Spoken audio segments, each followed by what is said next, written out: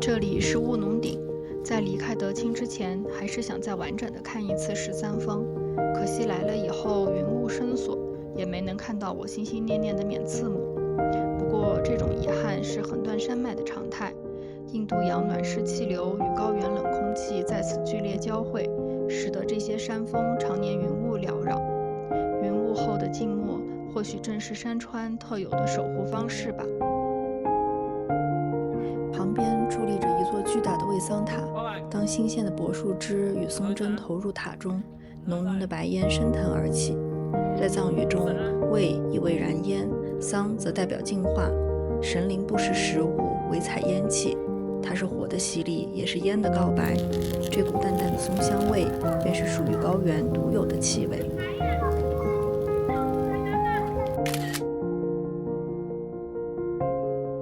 告别了德清，我们沿着国道一路向南。车窗外，白马雪山刀削斧凿般的脊梁在云海中时隐时现。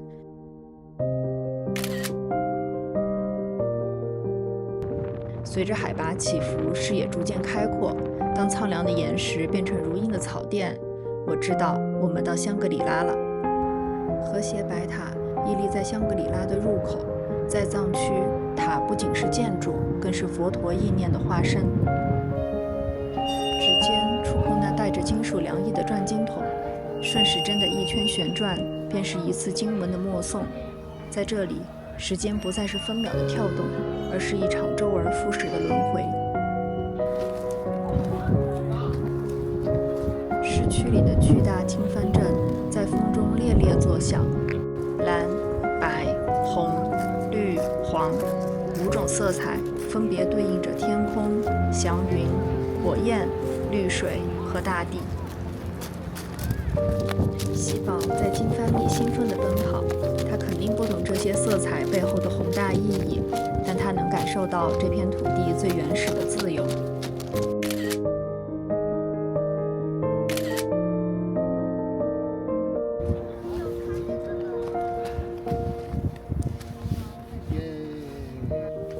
回到独克宗古城，我们找了一家网红的藏式餐厅吃饭。这里的酥油茶是咸的，服务员说酥油茶本来就是咸的，甜的那是甜茶，所以我们在德清喝的那是啥呢？这根炸排骨是服务员强烈推荐点的，果然非常好吃。第二天一早是被纳帕海的第一缕晨光亮醒的。订这家酒店就是为了睁开眼就能看到纳帕海的日出。这家酒店是建在纳帕海湖边的一栋3层小楼，带个漂亮的小院。房间的大落地窗直接把湖景框成了一幅画，四季不同色。我们说，要不夏天的时候再来一次吧。在房间里简单吃个早餐，晒晒太阳。今天终于不赶路了，计划是开车环纳帕海景区休闲1日游。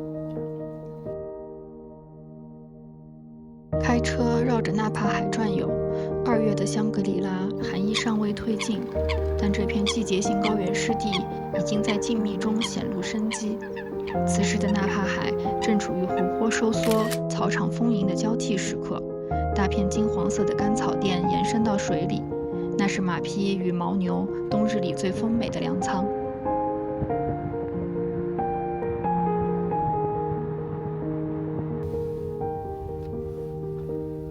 找了一家临湖的咖啡馆坐下，跟二哥聊起了生活的苟且，真是辜负了这一片山色湖光。2月，黑颈鹤正在蓄力北迁，但它们在极端环境下依旧从容不迫地在浅滩间漫步徐行，感受到了生命力的优雅和庄严。